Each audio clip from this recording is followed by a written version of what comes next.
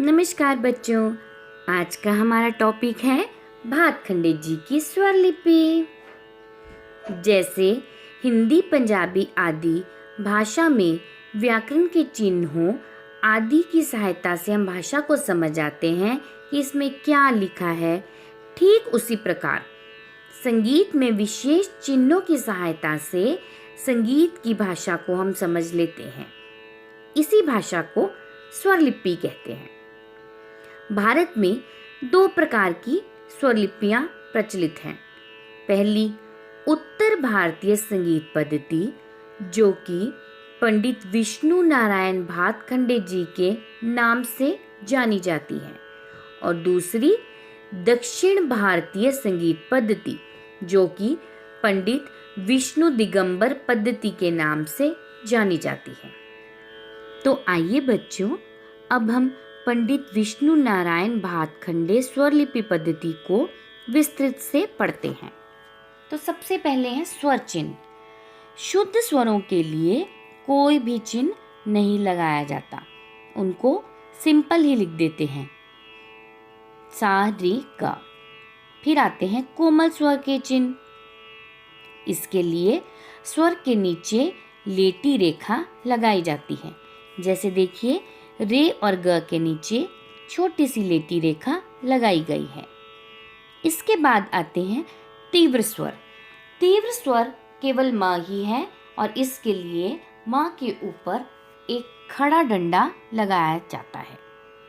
स्वरों के बाद आते हैं सप्तक चिन्ह।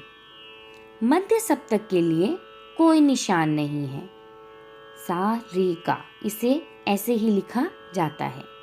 मंद्र सप्तक के लिए स्वर के नीचे बिंदी लगाई जाती है। जैसे नी के नीचे बिंदी, धा के नीचे बिंदी, पा और पा के नीचे बिंदी।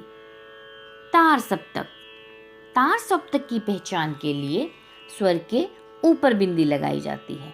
जैसे नी के ऊपर बिंदी, धा के ऊपर बिंदी, पा के ऊपर बिंदी।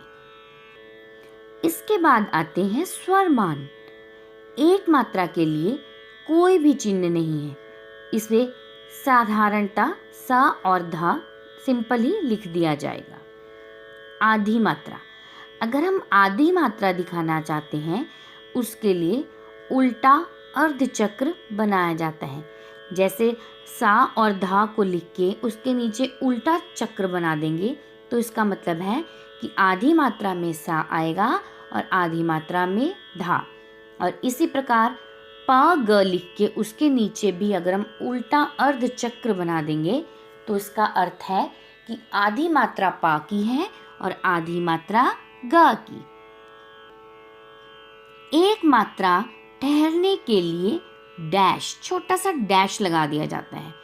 यानी जैसे ग डैश म डैश, यानी गा म, यानी ग को भी हम लंबा करेंगे 2 मात्राओं के लिए, और म को भी 2 मात्राओं तक लंबा करेंगे।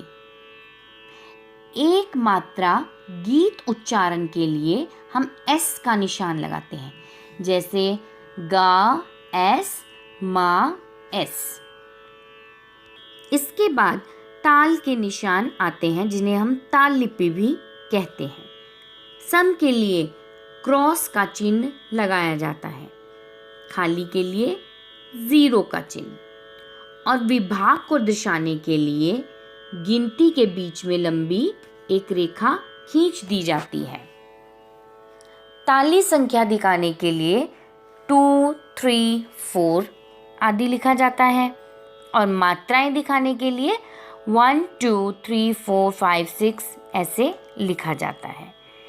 बच्चों, तो इन चिन्हों को देखकर समझकर हमें पता चल जाता है भी किस स्वर पे कितनी देर तक रुकना है, क्या यह स्वर कोमल है कि तीव्र है, ये कौन सा सप्तक यूज़ में आ रहा है, मंद्र सप्तक का इस्तेमाल कर रहे हैं कि मध्य का या तार का, और एक स्वर पे कितनी बार रुकना है।